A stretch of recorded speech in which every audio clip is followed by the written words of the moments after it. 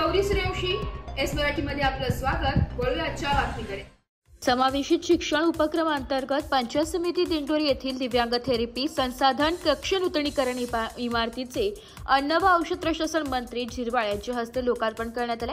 दिंडोरी पंचायत समिती येथील दिव्यांग विद्यार्थ्यांना थेरपी सेवा देण्यासाठी संसाधन कक्ष सुरू करण्यात आले। नूतनीकरण करण्यात आलेल्या इमारत लोकार्पण प्रसंगी नामदार नरहरी झिरवाळ, कृषी उत्पन्न बाजार समितीचे संचालक कैलास मवाळ, गट विकास अधिकारी भास्कर रेंगडे, गट शिक्षण अधिकारी चंद्रकांत गवळी, शिक्षण विस्तार अधिकारी वंदना चव्हाण, तुपे दिव्यांग विद्यार्थी, पालक, शिक्षक मोठ्या संख्येने उपस्थित होते।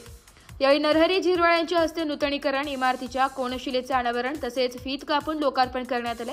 यावेळी नरहरी झिरवाळ यांनी दिव्यांग विद्यार्थी व त्यांचे पालकांसोबत संवाद साधलाय। यावेळी रोहिणी परदेशी यांनी तालुक्यात दिव्यांग विद्यार्थ्यांची संख्या, दिव्यांग विद्यार्थ्यांसाठी राबवण्यात येणाऱ्या उपक्रमांची मंत्री झिरवाळ यांना दिले, तर संस्थेचे गजेंद्र आंबेडकर यांनी संस्थेने विद्यार्थ्यांसाठी करत असलेल्या सेवा सुविधा व कामकाजाची माहिती झिरवाळांना दिली। दिव्यांग विद्यार्थ्यांना फिजिओथेरपी, स्पीच थेरपी, व्यवसाय उपचार थेरपी, वर्तन सुधार कार्यक्रम याबाबत कामकाजाबाबत झिरवाळ यांनी समाधान व्यक्त केले। तसेच नाशिक जिल्ह्यात सुरू असलेल्या मिशन आत्मनिर्भर हा अभिनव उपक्रम संपूर्ण राज्यात सुरू करण्याबाबत राज्य शासन पाऊल उचलणार असल्याचं आश्वासन झिरवाळ यांनी दिले। यावेळी दिव्यांग विद्यार्थ्यांना नामदार झिरवाळ यांच्या हस्ते व्हीलचेअर, सीपी चेअर, रोलेटर, श्रवण यंत्र, व्हीलचेअर आदी दैनंदिन जीवन जगण्यासाठी आवश्यक साहित्य वाटप करण्यात आले।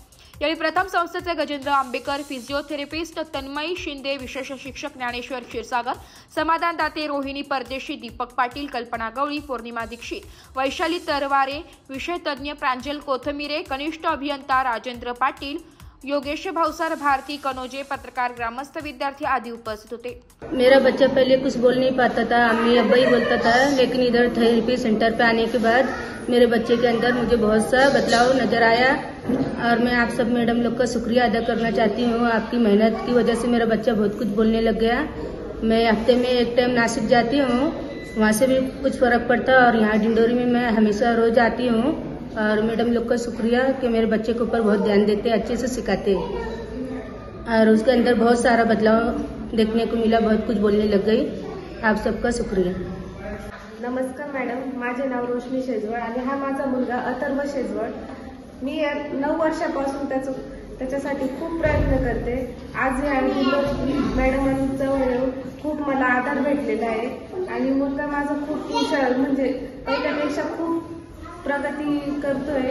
पहिले त्याला चालता येत नव्हतं आणि व्यवस्थित बोलता येत नव्हतं, पण आता प्रयत्न करतोय बोलायचा की आई असा शब्द त्याचा उच्चारलाय, खूप बरं वाटलंय माझ्या मनाला।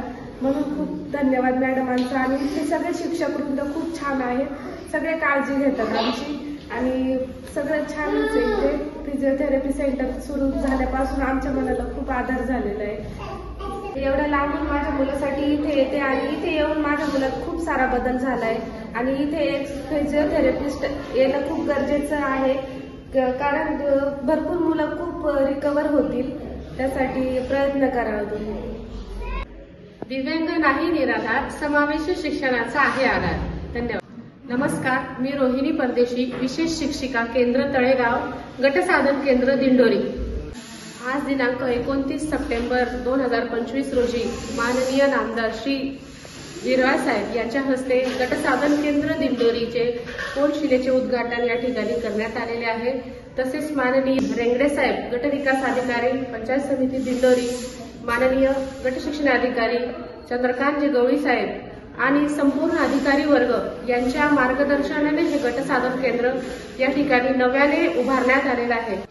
समग्र शिक्षा समावेशित शिक्षण उपक्रमांतर्गत मिशन आत्मनिर्भर माननीय मुख्य कार्यकारी अधिकारी आसिमा मित्तलजी तसेच माननीय ओंकारजी पवार यांच्या संकल्पनेतून आपण हा आत्मनिर्भर संसाधन कक्षाची या ठिकाणी निर्मिती केलेली आहे।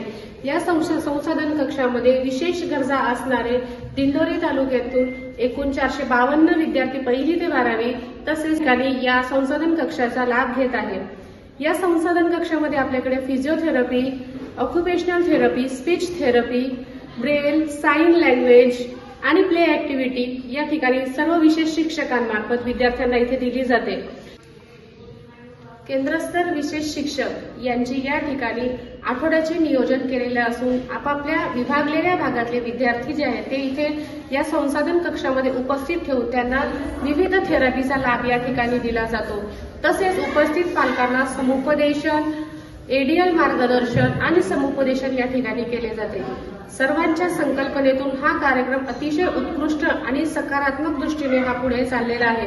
त्यामुळे सगळ्या मान्यवरांचे प्रयत्न करणाऱ्या सर्व अधिकारी वर्गांचे या ठिकाणी धन्यवाद मानले। धन्यवाद। एस मराठी न्यूज साठी तालुका प्रतिनिधी बापू चव्हाण, दिंडोरी।